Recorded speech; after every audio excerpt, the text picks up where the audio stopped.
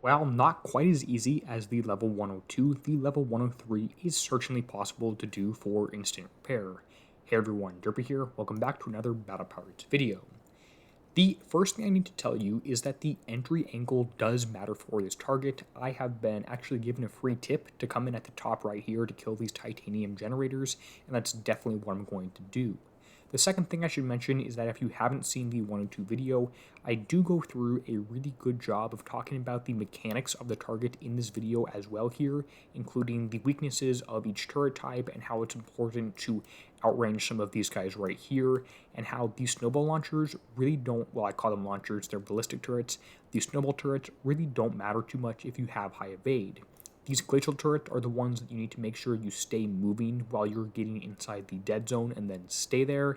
And then these other last turret type number 4, short range ballistic turrets, just go around the other side of them. They're heavy turrets with an arc, pretty standard. So the path that I'm planning to take through this target here, and it does change a little bit as I do or don't kill something, is to rush in and kill these 2 large glacial turrets right here, loop around the far left side here, grab the short range turret right here, the glacial turret right here, and then this last one right there. Now once those guys are dead, I can just press S and let everything auto this. I'm going to try and move kind of quickly here because once these stacks get built up and your splash damage is active, I don't really want to stop too much in this target because you do continue to do more damage and have more splash, I should say, which is effectively more damage when you are moving, and that's really what I'm trying to do here. So if I do miss some turrets here, that's fine, I can just come back for round 2, but again, I want to try and stay moving as much as possible here. On that first run, you can see that if I zoom in, I killed pretty much most things I was going for in this target. Let's just press S and get back to autoing here. I didn't get this short range guy right here, which I didn't actually call out in that original run right here. And then the glacial launcher is still half alive. I could have stopped and done a little bit more damage, but I was really just going to come back for it a second time. Now, I'm pressing S, which is effectively staying at max range from these radioactive guys, which is what I want, and then just killing those snowball launchers. They really don't do too much. I am taking over manually to move close to this glacial, kill that guy right there, and that looked like it was maybe a scratch of damage on these other 4. Maybe I should have kept moving a little bit more than I did in this target right there, but no worries.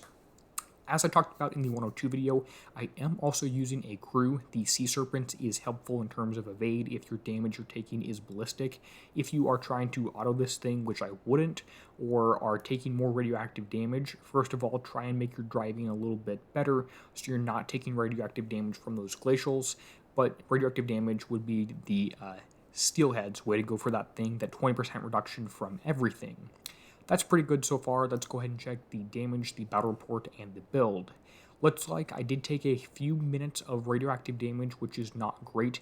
One of those glacial turrets probably has higher projectile speed and it's doing some damage to me. I could stay moving and try and drive better, like I told myself to do, to avoid some of that damage. The ballistic turret damage is from things just happening to get through the evade is effectively what that is. Your evade is not over 100% anymore like it was last raid, so that's a little disappointing, but of course to be expected. Total repair time here is 3 minutes and 49 seconds, which is instant map repair. The build is the same as the 102 video, filming just a few minutes later here, and that is the flagship up to 82% base evade before you factor in all the bonuses, etc. And of course I'll have the build in the build stock I have and in the description of all my videos. And then these back 4 ships are all built the same. Unfortunately, they are up to X1. If you take a look at the upgrades, the U3 upgrade, the X1 upgrade, probably don't need them. You can get away with just some U2 ships or even U1 ships if you really needed to. The high evade flag is more important than the upgrade levels, U1 being the most important for the CIC, and U3 probably being the second most important. But that's the target here. We're going to try and keep this video pretty short here. We'll see if I get a 900 video out.